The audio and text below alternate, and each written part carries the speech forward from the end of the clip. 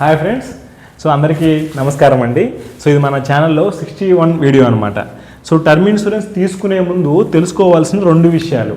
So ఇక్కడ ఏంటంటే మనం ఏం ఆలోచిస్తామంటే టర్మ్ ఇన్సూరెన్స్ తీసుకునే ముందు పూర్తిగా కూడా ఇక్కడ ఏం చేస్తాం, సో ఏ కంపెనీ బాగుంది అంటే ఉన్న టాప్ 5 బ్రాండ్స్లో ఏ బ్రాండ్స్ బాగున్నాయి, తర్వాత క్లెయిమ్ సెటిల్మెంట్ రేషియో ఎంత ఉంది అంటే వాళ్ళు క్లెయిమ్స్ ఏ విధంగా ఇచ్చారు, లేదనుకుంటే ఇంకొంచెం డెప్త్గా కొద్దిగా అవేర్నెస్ ఉన్న వాళ్ళు రైడర్స్ ఎక్కడ బాగున్నాయి, ప్రీమియం ఎక్కడ తక్కువ వస్తుంది, తర్వాత ఇంకా డెప్త్గా ఉన్న వాళ్ళు సాల్వెన్సీ రేషియో ఎంత ఉంటే బాగుంటుంది, తర్వాత బ్రాంచెస్ ఎక్కడ ఉన్నాయి, తర్వాత మనకు తెలిసిన వాళ్ళు ఎవరైనా ఉన్నారా, సో బ్రదర్ అవ్వచ్చు, సిస్టర్ అవ్వచ్చు, లేకపోతే ఫ్రెండ్స్ అవ్వచ్చు, లేకపోతే తెలిసిన వాళ్ళు ఎవరైనా సరే ఏజెంట్స్ ఎవరైనా ఉన్నారా, లేకపోతే మనకు ఆ కంపెనీ చరిత్ర ఎలా ఉంటుంది, సో ఆ కంపెనీ ఎప్పుడు స్టార్ట్ చేశారు, ఎక్కడ, ఇవన్నీ కూడా మనం తెలుసుకుంటామండి. పూర్తిగా కూడా ప్లాన్ గురించి, ప్రీమియం ఎక్కడ తక్కువ వస్తుంది, సో ఇక్కడ ఏంటంటే మనకి బెనిఫిట్స్ ఎక్కడ బాగున్నాయి, ఏ ప్లాన్లో బాగున్నాయి, హెల్త్ సర్వీస్ ఏమైనా ఇస్తారా, బట్ ఇవన్నీ తెలుసుకుంటారండి.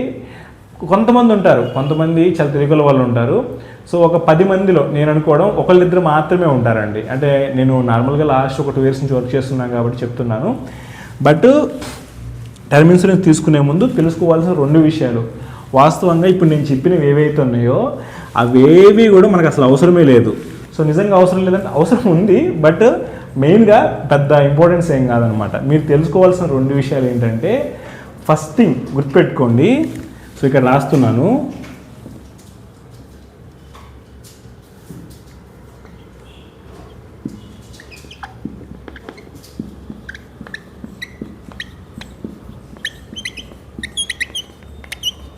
సో ఇది క్లెయిమ్ రిజెక్టెడ్ కేసెస్ అనమాట. అంటే ఒక కంపెనీ వాళ్ళు ఒక టర్మ్ ఇన్సూరెన్స్ తీసుకున్న తర్వాత ఒక లైఫ్ ఇన్సూరెన్స్ కంపెనీ వాళ్ళు క్లెయిమ్స్ ఎప్పుడు రిజెక్ట్ చేస్తారు అనేది మీరు తెలుసుకోవాలి. అర్థమవుతుందండి? క్లెయిమ్స్ అంటే సింపుల్గా చెప్పాలంటే ఒక పర్సన్ ఏ విధంగా చనిపోతే ఆ కంపెనీ వాళ్ళు ఆ పర్సన్ ఉన్న ఫ్యామిలీకి, నామినీకి డబ్బులు ఇవ్వరు, అంటే క్లెయిమ్ ఇవ్వరు అనేది మీరు తెలుసుకోవాలి. ఎలాంటి డెత్లో చనిపోతే, ఎలాంటి సిచ్యువేషన్లో చనిపోతే క్లెయిమ్స్ రావు అనేది మీరు తెలుసుకోవాలి. మెయిన్గా అసలు మీరు టర్మ్ ఇన్సూరెన్స్ తీసుకునే ముందు ఫస్ట్ తెలుసుకోవాల్సిందే ఇది. ఎందుకంటే రేపటి రోజున ఆ క్లెయిము ఏదన్నా పొరపాటుగా ఆ విధంగా జరిగిందనుకోండి, అసలు వాళ్ళ ఫ్యామిలీ క్లెయిమ్ రాదు కదా. సో ఇవి తెలుసుకున్నప్పుడు కస్టమర్ ఎవరైతే ఉంటారో పాలసీ హోల్డర్, ఫర్ ఎగ్జాంపుల్ నేనే ఉన్నాను, నాకు ఇవి తెలిసినప్పుడు నేను వాడి జోలికి వెళ్ళను. ఒకవేళ నా కర్మగాలి నాకు తెలియదు అసలు రిజెక్టెడ్ కేసు, నేను పోయి అక్కడ చనిపోయాను అనుకోండి అలాంటి ఏదన్నా కేసులో, అప్పుడు నా ఫ్యామిలీ క్లెయిమే రాదు కదా. సో అది తెలుసుకోవాలన్నమాట. దాని తర్వాత తెలుసుకోవాల్సిన పాయింట్ ఏంటంటే,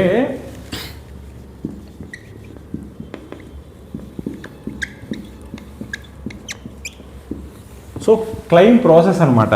సో ఇప్పుడు నేను చనిపోయానండి. నేను చనిపోయినప్పుడు సో మా ఇంట్లో మా వైఫ్ ఉంటుంది, మా అమ్మగారు ఉంటారు, మా బ్రదర్ ఉంటారు, సో లేదంటే మా కిడ్స్ ఉంటారు, సిబ్లింగ్స్ ఎవరైనా సరే. వాస్తవంగా ఈ క్లెయిమ్ ప్రాసెస్, సో ఈ క్లెయిమ్స్ ఏవైతే ఉంటే మనం ఏమనుకుంటామంటే, సో మనకు తెలిసిన ఏజెంట్ ఉన్నారు కదా, ఆ పర్సన్ ఉన్నాడు కదా అనుకుంటాం. వాస్తవంగా ఇప్పుడు నేను లాస్ట్ ఇయర్ 2 years ఈ కంపెనీలో పనిచేస్తున్నాను. నాకు ఏదైనా మంచి ఆఫర్ వస్తే నేను వేరే కంపెనీకి వెళ్ళిపోతాను కదా, స్విచ్ అవుతాను కదా, అక్కడ కొంతకాలం చేస్తాను. ఎండ్ ఆఫ్ ద డే మనం జాబ్ చేసేది దేని గురించి, అమౌంట్ గురించే కదా, డబ్బుల గురించే కదా. మంచి ఆఫర్ ఏదైనా వస్తే వెళ్ళిపోతారు. ఒకే కంపెనీలో ఎవరు లైఫ్ లాంగ్ పనిచేయరు కదండి ఒకే కంపెనీలో. సరే ఒకవేళ పని చేసినా కూడా, సో మనం ఒక పర్సన్ నుంచి పాలసీ తీసుకున్నాం, ఆ పర్సన్ మనకంటే ముందే చనిపోతే, అసలు ఆ పర్సన్ లేకపోతే, ఆ పర్సన్ కాంటాక్ట్లో లేకపోతే, స్విచ్ ఆఫ్ అని వస్తే మొబైల్ ఉండరు కదండి. చాలా చాలా తక్కువ రేషియో అనమాట. అది గుర్తుపెట్టుకోండి. నేనేమంటానంటే ఓపెన్గా చెప్తున్నాను.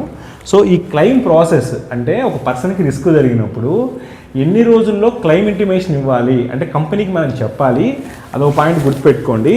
తర్వాత ఆ క్లెయిమ్ అనేది ప్రాసెస్, క్లెయిమ్ ఇంటిమేషన్ చెప్పాలి. ఆ ప్రాసెస్ ఇంటిమేషన్ ఎలా చెప్పాలి, ఎక్కడికి వెళ్ళాలి, దాని తర్వాత మనకి డాక్యుమెంట్స్, సో రిస్క్ అనేది ఎలా జరిగింది, దానికి సంబంధించి రిస్క్ ఎలా జరిగింది, దాని తర్వాత documents, A type of documents అడుగుతారు, సో ఇవన్నీ కూడా డాక్యుమెంట్స్ అన్నీ ఎప్పుడు సబ్మిట్ చేయాలి, ఎక్కడ సబ్మిట్ చేయాలి, డాక్యుమెంట్స్ అన్నీ సబ్మిట్ చేసిన తర్వాత ఎన్ని సెట్స్ జిరాక్స్లు, ఒరిజినల్ కాపీస్ సబ్మిట్ చేయాలి. దాని తర్వాత మనకి ఇంకా ఫర్దర్గా ఏదైనా అడుగుతారా కంపెనీ వాళ్ళు కనుక్కొని ఇంకా ఆ డాక్యుమెంట్స్ కూడా సబ్మిట్ చేసి ఆ అమౌంట్ అంతా కూడా ఎన్ని రోజుల్లో మనకి ఇస్తారు, క్లెయిమ్ అమౌంట్ అంతా కూడా నామినీకి వేస్తారు కదా అకౌంట్లో. ఈ ప్రొసీజర్ అంతా కూడా మీరు మొత్తం కూడా తెలుసుకోవాలి పూర్తిగా కూడా. అసలు మనకి టర్మ్ ఇన్సూరెన్స్ తీసుకునేదే మనం రేపటి రోజున ఆ ₹1 కోటి అమౌంట్ అంతా నామినీకి వెళ్ళాలి. ఆ వెళ్ళే ప్రాసెస్లో నార్మల్ ఇబ్బంది పడకూడదు. ఎందుకంటే వాస్తవంగా మనకు కూడా ఐడియా లేదు. అలాంటప్పుడు మనం ఎలా చెప్తాం?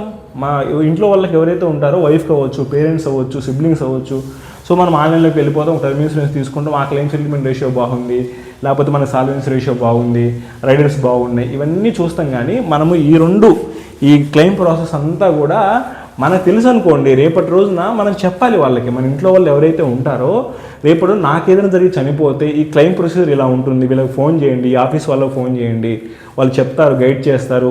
లేదంటే పూర్తిగా కూడా గుర్తుపెట్టుకోండి, ఎప్పుడైనా సరే క్లెయిమ్ సబ్మిషన్ అంతా కూడా నామినీ చేసుకోవాలి. ఇన్సూరెన్స్ కంపెనీస్ ఎప్పుడు కూడా మనకి అమౌంట్ ఇస్తాయండి. అక్కడ డెత్ అనేది లీగల్ అయితే అమౌంట్ 100% ఇస్తాయి. ఆ ప్రొసీజర్ ఏదైతే ఉంటుందో A to Z మొత్తం కూడా నామినీ మాత్రమే చేసుకోవాలి. ఆ టైంలో ఏంటంటే ఎవరు హెల్ప్ చేస్తారు ఏంటనేది ఎవరు ఉండరండి ఆ టైంలో, ఎందుకంటే అందరూ మారిపోతూ ఉంటారు. బట్ పూర్తిగా గుర్తుపెట్టుకోండి, మిమ్మల్ని మీరు నమ్ముకోవాలి. మిమ్మల్ని మీరు నమ్ముకొని ఇన్ఫర్మేషన్ అంతా తెలుసుకొని దాని తర్వాత మాత్రమే మీరు టర్మ్ ఇన్సూరెన్స్ తీసుకోవాలి. సో ఇంకా నేను చెప్పినట్టుగా మీకు ప్లాన్స్ అంటారా, మన ఇండియాలో 26 రకాల కంపెనీస్ ఉన్నాయి. 26 రకాల కంపెనీస్లో టాప్ 5 చెప్పండి మనకంటే అంటే HDFC, axis max, ICICI, Tata, Bajaj, ఈ టాప్ 5 బ్రాండ్స్ ఉన్నాయి. సో మనకి ఏంటంటే ఇంకా బ్రాండ్స్ ఉన్నాయి, ఆదిత్య బిర్లా ఉంది, మనకి కొటక్ ఉంది, తర్వాత గోడిజిట్ ఉంది, PNB మెట్ లైఫ్ ఉంది, ఇలా చాలా కంపెనీస్ ఉన్నాయి, బంధన్ లైఫ్ ఉంది. సో ఇక్కడ తెలుసా మీకు యాక్సిస్ మ్యాక్స్ కంటే PNB Met Life claim settlement ఎక్కువ ఉంటుంది. బట్ అది చిన్న కంపెనీ అవ్వడం వల్ల పెద్ద అందరికీ తెలియదు అనమాట. సో ఇలాంటివన్నీ ఉంటాయండి, నో ప్రాబ్లం. బట్ నేనైతే ఐ హోప్ ఈ వీడియో మీకు అర్థమైంది అనుకుంటున్నాను.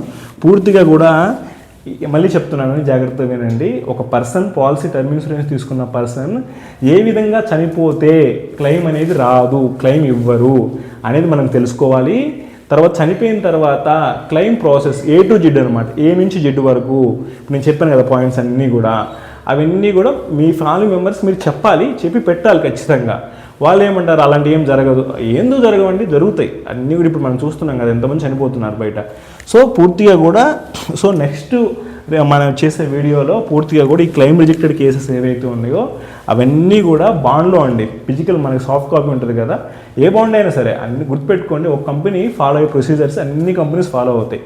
అందువల్ల నేను ప్రతిదీ కూడా నేను ఎందుకు మీకు ఇది అనేది మీకు స్టార్టింగ్ ఎందుకు చేయలేదంటే ఫస్ట్ నాకు తెలియాలి. అట్లీస్ట్ నాకు దగ్గరగా ఒక 2 years పట్టింది ఈ క్లెయిమ్ ప్రాసెస్ ఎలా చేసుకోవాలి, ఈ క్లెయిమ్ రిజెక్టెడ్ కేసెస్ ఎలా ఉంటాయి. ఎందుకంటే నేను పూర్తి కూడా ఒక అడ్వైజర్ అండి, మనకి ఎలాంటి ప్లాన్స్ బాగుంటాయి. బట్ 2 సంవత్సరాల నుంచి అన్ని విషయాలు తెలుసుకొని అన్ని బాండ్లు చదివి అంతా కూడా టైం పడుతుంది కదండి. ఎందుకంటే మనం యూట్యూబ్లో జెన్యూన్ ఇన్ఫర్మేషన్ మాత్రమే ఇవ్వాలి, అందరూ చూస్తారు కాబట్టి.